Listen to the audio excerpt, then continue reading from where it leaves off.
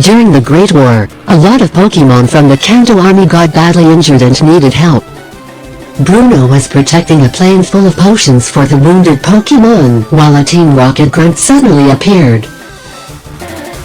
Zangoose, come out. You have no idea what you're up against. Machoke, I choose you. Zangoose, let's make Giovanni proud. Destroy him with Iron Tail. Machoke, block it with Ice Punch. Your Machoke seems pretty strong, but can he handle this?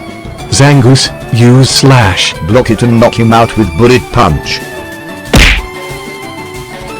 That doesn't matter. Solrock, come out and use Flamethrower. Machoke, use Iron Head. I realize I can never defeat you in combat.